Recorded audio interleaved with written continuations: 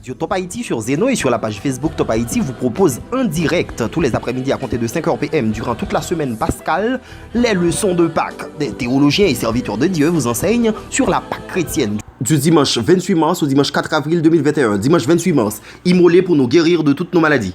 Lundi 29 mars, immolé pour notre joie. Mardi 30 mars, immolé pour notre réconfort. Mercredi 31 mars, immolé pour nous éviter de l'enfer. Jeudi 1er avril, immolé pour porter des fruits. Vendredi 2 avril, immolé pour expier nos péchés. Samedi 3 avril, immolé pour notre enlèvement. Dimanche 4 avril, immolé pour notre salut. Radio Top Haïti pour qu'une autre parole tienne place.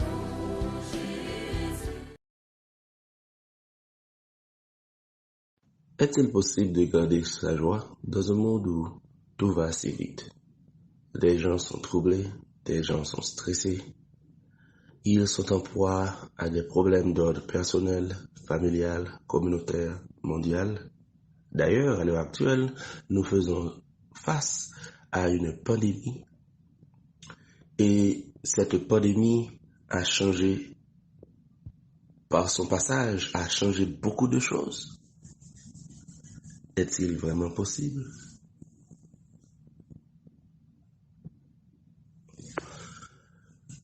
Savez-vous qu'il y a quelqu'un qui vous aime et qui, lui aussi, a grandi dans ce système présent des choses? Lui aussi a gardé sa joie et voudrait bien être un modèle. Il voudrait bien être un modèle pour chacun d'entre nous. Par sa vie, il a prouvé qu'effectivement, ce système des choses tue. Très jeune, il était mort. Mais cette mort, c'est pas une mort habituelle. C'est un rançon. Par sa mort ou par cette mort, nous avons une possibilité de changer d'attitude, de changer de repère, de changer de vision. Car si nous avons les regards fixés sur cet amour, nous n'allons plus marcher par la vitesse de ce monde, mais par le rythme de son amour. Et c'est dans le rythme de cet amour que nous pouvons puiser la joie, car il a dit dans sa parole, je vous donne la paix, je vous laisse la paix. Je ne vous donne pas comme le monde donne, et que votre cœur ne se trouble point et ne s'alarme point. Celui qui commence en toi cette bonne œuvre la rendra parfaite. Vous voyez, que vous croyez ou pas que vous êtes un homme ou une femme, peu importe votre nationalité, peu importe votre idéologie, vos opinions personnelles, peu importe votre orientation dans la vie, et pourquoi pas, votre orientation sexuelle, savez-vous que Christ, Jésus, il vous aime? Voyez ce qu'il a dit. Car Dieu a tant aimé le monde, il a donné son Fils unique, afin que quiconque croit en lui ne périsse point, mais qu'il ait la vie. Nous sommes tous stressés parce que nous cherchons quelque chose. Nous sommes tous poussés par la vitesse du monde, par ces choses, parce que nous voulons être quelque chose. C'est ce qui nous pousse, c'est ce qui nous stresse.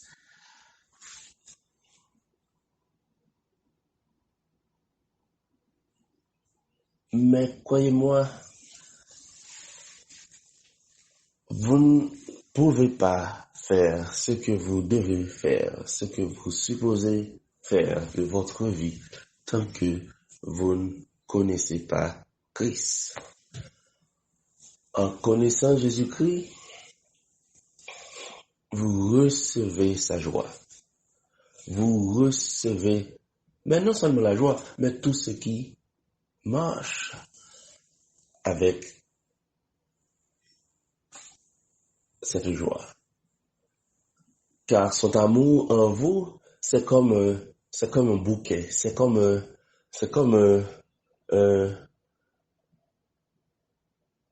paquet. Ça vous donne tout. la joie, la paix, la bonté, la bénignité, voyez, la tempérance. Mais comment ne pas garder sa joie si on est tempérant? Comment ne pas garder sa joie si on a la bonté? Il y a un ami qui dit toujours, il faut surveiller, hein. Quand vous êtes en colère, vous décidez pour toi. Vous prenez toutes les décisions qui vous protègent. Mais quand vous avez la joie, vous donnez. Et on ne peut pas garder sa joie si on n'est pas en Christ. Croyez-moi, il n'y a pas de joie nulle part ailleurs. Il n'y a pas de joie dans la drogue, il n'y a pas de joie dans le marijuana, il n'y a pas de joie dans le yoga, il n'y a pas de joie. Une première expérience peut toujours vous porter à avoir un sentiment de paix, à vous voyez différemment, à pouvoir rentrer en vous, parce que cette expérience est nouvelle. Mais toutes ces expériences sont nouvelles, elles ne sont pas éternelles.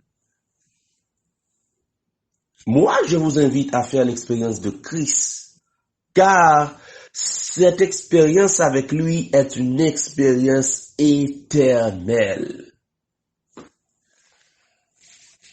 Que vous soyez roi, que vous soyez juge, que vous soyez président, que vous soyez ministre, vous ne pouvez pas garder cette joie que vous puisez ailleurs. Je vais vous donner un exemple de roi. Il y a le roi Hérode qui était très en joie, très content. Il était en joie parce qu'il y avait une petite fille qui dansait, et encore, et encore, et encore. Et dans sa joie, il a demandé à cette fille, qu'est-ce que je peux vous donner? Ne serait-ce la moitié de mon royaume, je le ferai. Et la fille lui a dit de lui donner la tête de Jean-Baptiste.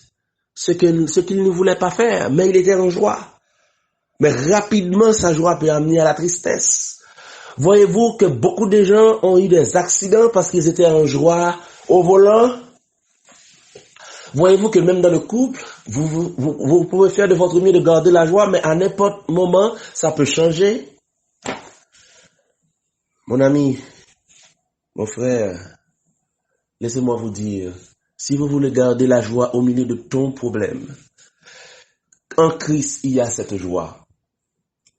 Il y a cette chanson du groupe qui dit, souris nous sorti en haut dans bon Dieu.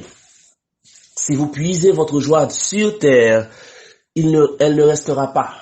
Mais si vous puisez votre joie en Christ, vous êtes rentré dans sa joie éternelle. Et croyez-moi, au milieu des déboires de cette vie, vous allez garder cette joie. Au milieu des problèmes personnels, vous allez garder cette joie. Au milieu des problèmes familiaux, au milieu des problèmes du monde, vous allez garder cette joie. Car c'est une joie que nous avons et nous l'avons en nous. Et nous sommes devenus non quelqu'un qui cherche la joie, mais des gens qui donnent de cette joie, car nous devenons en Christ une source de joie. Quel est le sens, quelle est une portée de la Pâque pour le monde? Oui, en Christ, nous avons la joie. Et nous apportons cette joie. Nous donnons cette joie. Notre attention ne se fixe plus sur le monde, sur nos problèmes. Alors il faut être prudent. Quand je dis que notre attention ne se fixe plus sur le monde, cela ne veut pas dire que nous allons pas nous immiscer dans les activités autour de nous. Non. Au contraire. Nous devenons comme Christ. Nous savons que notre vie est un don. Nous savons que notre vie n'est pas à nous. Nous savons que notre vie est un don de Christ aux hommes. Nous nous débrouillons de trouver notre mission. Nous nous débrouillons de faire quelque chose, qui pourrait changer la vie des gens. Nous pouvons agir dans leur vie physiquement. Nous pouvons agir dans leur vie spirituellement. Et nous pouvons, voyez, selon que Dieu nous l'accorde, selon que nous le découvrons en nous, parce que quand on a cette joie, on a maintenant un temps pour nous. Nous pouvons faire cette introspection, nous pouvons avoir ce dialogue, cette conversation avec nous-mêmes et avec Dieu. Et découvrir quelle est notre raison d'être? Quelle est notre raison de vivre?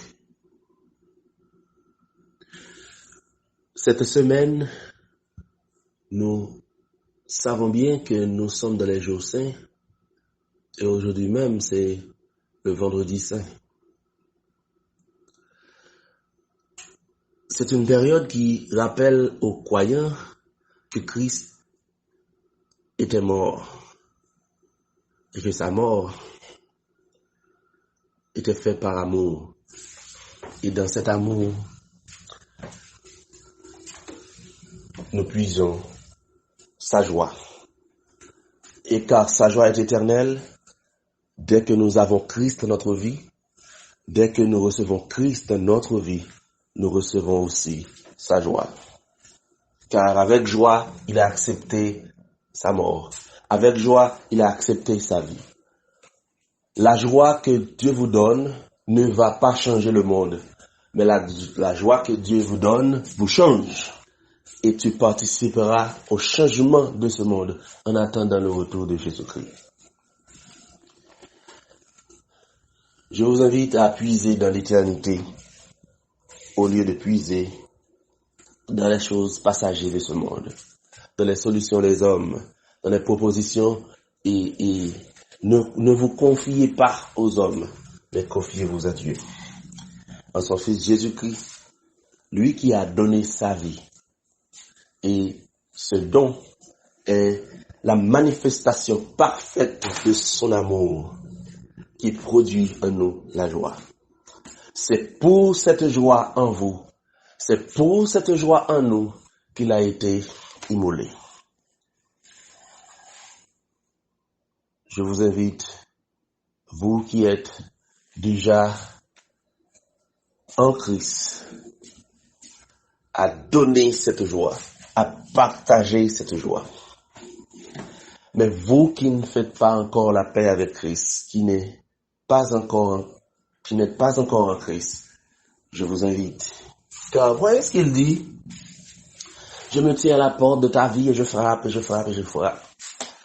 Si tu entends ma voix et que tu ouvres, j'entrerai chez toi, je souperai avec toi. Jamais, jamais, jamais il ne t'abandonnera.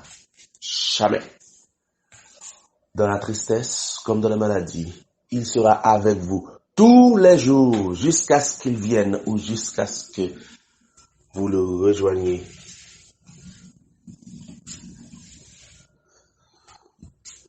Alors, voulez-vous bien expérimenter cette joie en Christ?